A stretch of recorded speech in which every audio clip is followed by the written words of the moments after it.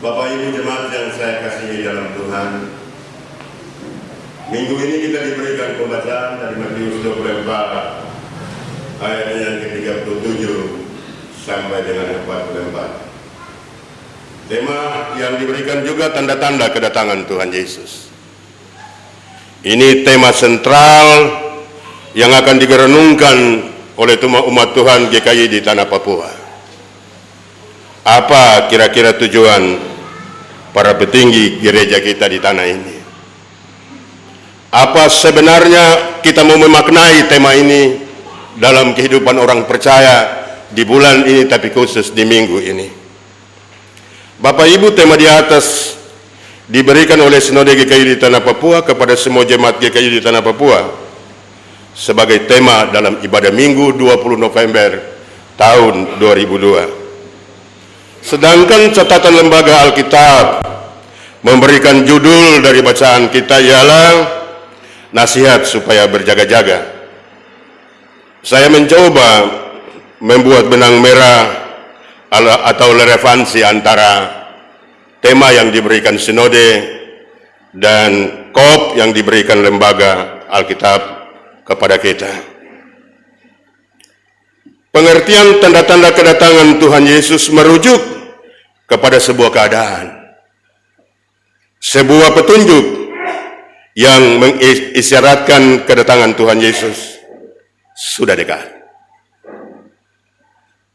Beberapa contoh ayat Alkitab yang kita sudah baca tadi, seperti terjadi peperangan di mana-mana, gempa bumi di mana-mana, dan kelaparan di mana-mana. Matius 24 ayat 6 dan ayatnya yang ke-7. Makin banyak kedurhakaan, maka kasih banyak orang akan menjadi dingin. Matius 24 ayat 12. Bapak di sorga, Bapak dan Ibu, kalau bencana alam, fenomena alam, itu sudah terbiasa dan kita rasakan. Tapi kalau tawar hati kasih orang percaya semakin tawar dan semakin hilang, inilah yang menjadi persoalan bagi kehidupan kita. Bagian yang ketiga, penyesatan akan ada di mana-mana. Penyesat akan bergelirya untuk mencari teman-temannya, sehingga mereka turut menyesatkan orang lain. Baca itu di Matius 24 ayatnya yang ke-5.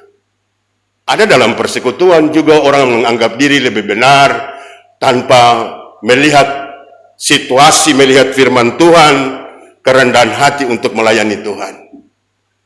Mengadu argumen bukan berarti mau menempatkan sebuah kebenaran, kemuliaan bagi Tuhan. Tapi bagaimana orang tahu saya? Orang tahu siapa saya. Bapak dan Ibu, bukan berarti kita tidak bisa untuk menyatakan kebenaran. Kebenaran itu sudah menjadi bagian hidup orang percaya. Dan kalau menyatakan kebenaran, lalu kita difitnah, kita dihina, kita diejek, saudara masih sementara memikul salib Kristus. Tidak perlu takut. Tetapi bila kita berbicara tentang berjaga-jaga, sebuah keadaan yang harus diwaspadai, atau sebuah situasi yang akan terjadi, apakah itu menyenangkan atau tidak menyenangkan, tergantung pada kesiapan kita. Bapak dan Ibu stressing, garis bawahi kalimat ini. Berjaga-jaga itu tergantung karena kesiapan kita. Kita belum tahu kejadian itu menyenangkan kita, atau kejadian itu justru membuat kita terpuruk, membuat kita menyimpang dari keadaan yang benar. Itu tergantung sekali dari kesiapan kita secara personal. Bapak, Ibu, dan saudara-saudara yang saya kasihi dalam Tuhan Yesus Kristus, bila kita cenderung lengah, maka segala sesuatu yang berharga dalam hidup kita akan hilang atau lenyap. Walaupun itu permata, emas, apapun yang ada pada kita akan lenyap. Yang paling mendasar dalam kehidupan orang percaya adalah keselamatan. Pengorbanan darah Kristus di Golgota menjadi jaminan hidup kita saat ini, sampai akan datang. Tetapi dalam kehidupan euforia kita, keseharian kita tidak menjaga mutiara itu. Dalam hidup kita bisa saja tergeser, bisa saja hilang, bisa saja tidak menjadi memaknai kehidupan kita secara pribadi, keluarga, dan persekutuan. Bapak, Ibu, dan saudara-saudara yang saya kasihi dalam Tuhan, bagian yang pertama dari pembacaan kita ayat 37 sampai dengan ke-39, manusia hidup tanpa norma. Sama Nuh kan terjadi dan dikatakan di dalam Kejadian 5 pasal 6 di sana, atau 6 pasal 5, bahwa manusia yang hidup zaman itu paling membuat kejahatan. Dan pikiran mereka tidak selalu taruh kepada Tuhan. Kecenderungan pikiran mereka selalu, bagaimana kita harus berbuat jahat. Tidak ada lagi pikiran baik. Tidak ada lagi roh takut Tuhan di dalam kehidupan mereka. Tapi yang ada selalu di dalam hidup mereka, kelakuan untuk melakukan kejahatan. Pada saat yang bersamaan, saudara yang saya kasihi, ada seorang pribadi yang namanya Nuh. Allah mempersiapkan dia untuk membuat sebuah bahtera. Bahtera itu dilakukan dengan kerja keras dan bertahun-tahun. Memotong kayu, memikul kayu, dan melakukannya di atas gunung, di atas bukit. Ada cemoohan dari orang-orang di sekitarnya. Ada tantangan, ada masalah dari mereka yang melihat pekerjaan Nuh pada saat itu. Tapi karena kejahatan itu menyelubungi pikiran mereka, mereka tidak memaknai tujuan yang sementara Allah mempersiapkan Nuh untuk melenyapkan bumi ini. Bapak, Ibu, dan saudara-saudara yang saya kasih dalam Tuhan Yesus Kristus, kehidupan seperti ini kadang juga terjadi dalam orang percaya. Kita lebih memilih menyenangkan diri, euforia untuk melakukan segala hal untuk mendatangkan keuntungan buat hidup kita. Itu tidak salah, itu sah-sah saja, itu benar-benar saja. Tetapi yang paling penting, hakikat jati diri kita sebagai orang percaya itu melekat, dan itu terjadi perjuangan di dalam kehidupan ini. Kita tidak bisa menghentikan pada satu saat dan kita melakukan pada satu saat, tapi menjadi orang percaya mulai dari menerima Yesus sampai Tuhan panggil kita dari dunia ini. Bapak, Ibu, dan jemaat yang Tuhan kasihi yang Tuhan Yesus kasihi, situasi yang saya katakan tadi pada zaman Nuh, pada saat itu orang mengolok dia, ini orang gila ini. Bangun bahtera di atas gunung, bahtera begitu besar, potong kayu. Tapi dia tidak peduli terhadap cebohan, terhadap permasalahan yang sementara ditujukan kepadanya. Dia dengan setia mengikuti perintah Allah sampai pada bahtera itu jadi, dan anak istri masuk, semua binatang, makhluk hidup masuk di dalam bahtera itu. Terjadilah air bah yang dahsyat, menghancurkan semua makhluk di bumi, karena mereka sudah tidak peduli terhadap norma. Karena mereka sudah tidak peduli tentang ketentuan Allah dalam kehidupan mereka. Mereka memulai cari akal mereka sendiri untuk membuat mereka kuat. Mereka mulai menyampingkan Tuhan di dalam kehidupan mereka. Bapak dan Ibu, peristiwa seperti ini juga terjadi di dalam jemaat.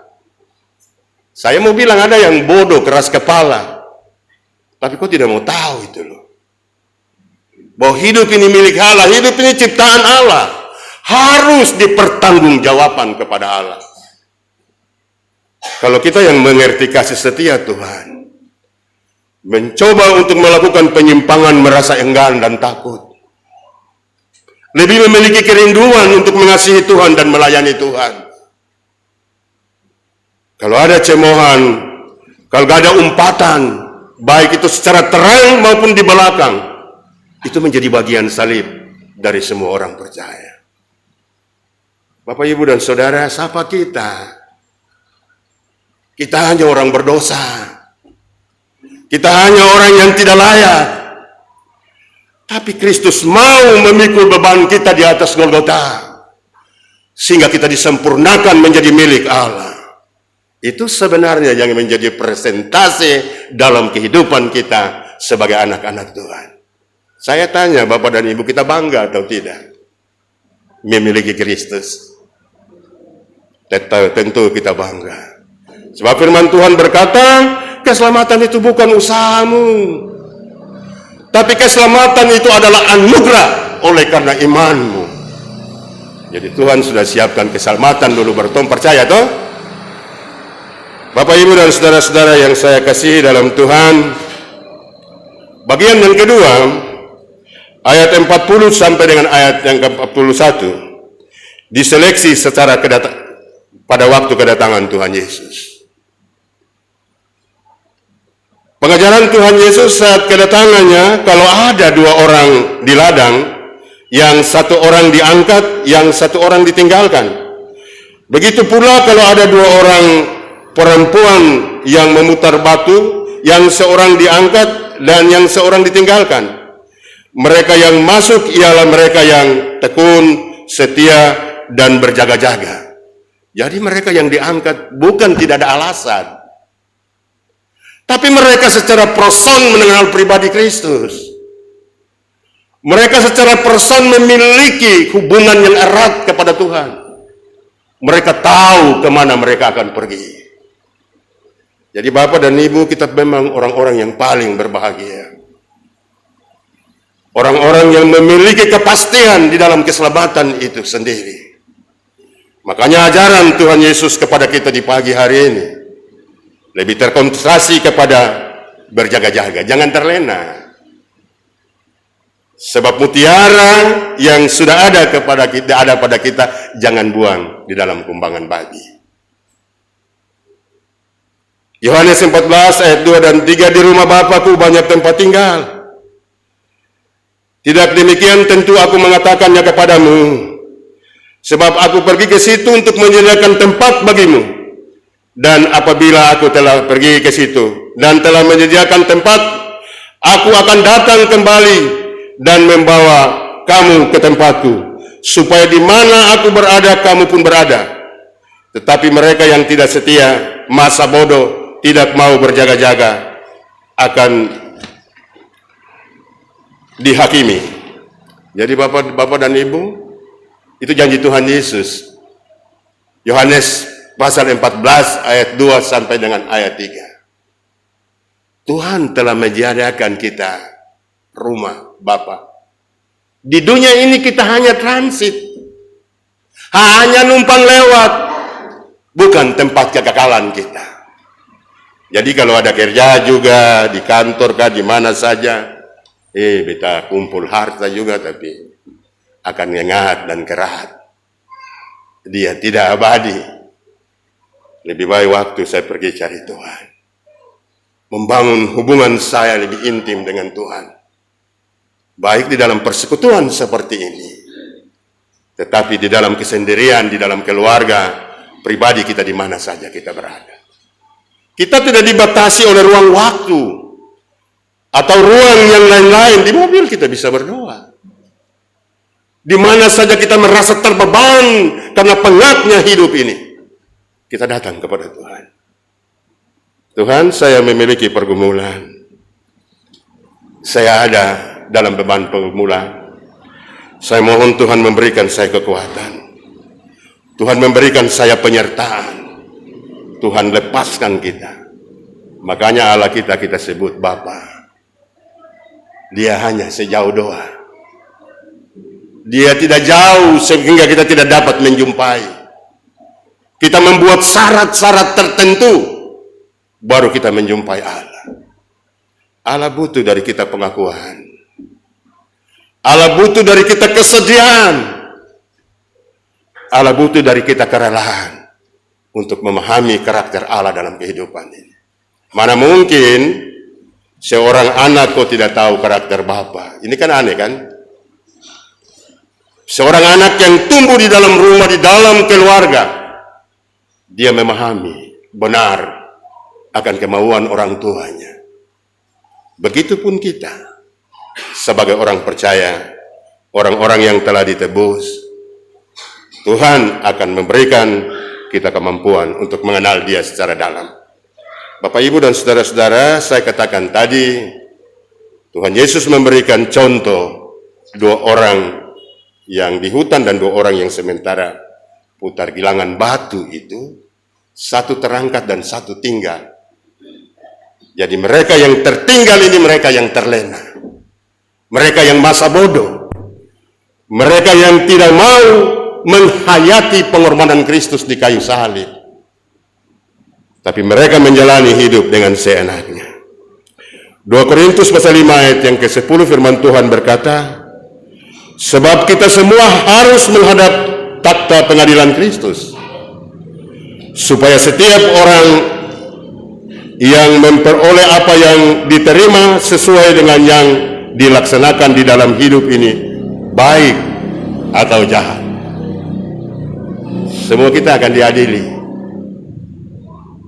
Yang ketakutan dan gemetar itu mereka yang tidak waspada, mereka yang tidak berjaga-jaga.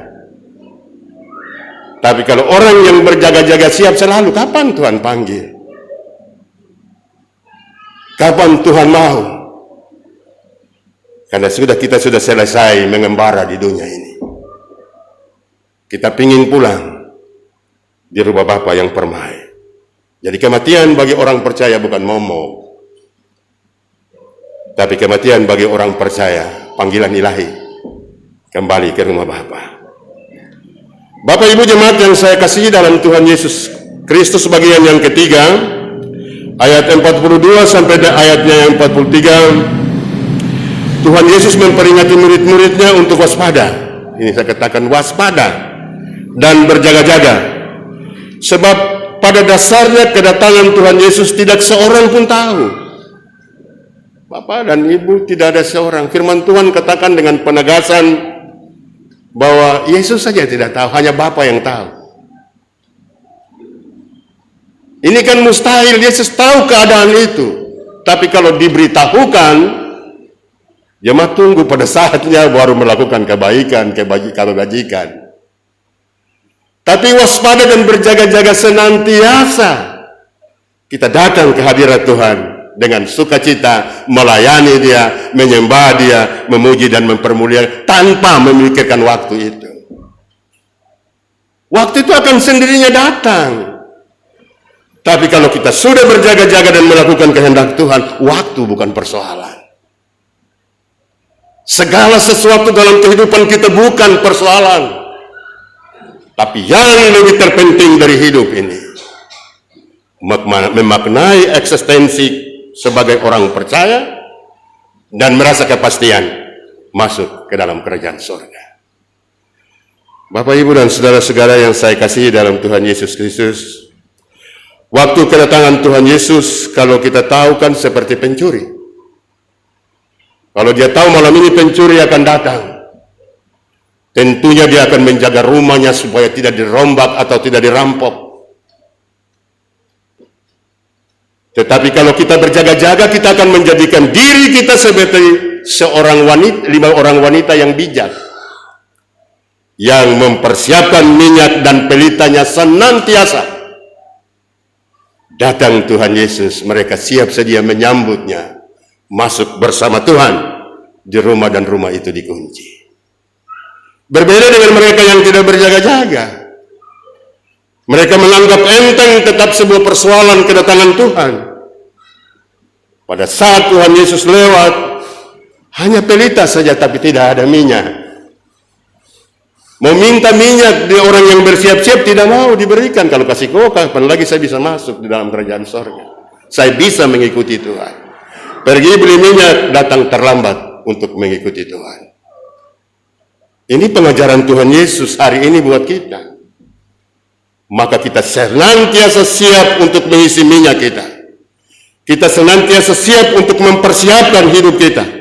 Supaya kapan Tuhan Yesus datang, kita sudah siap untuk menjemput Dia. Bapak, Ibu, dan saudara-saudara yang saya kasihi dalam Tuhan Yesus Kristus,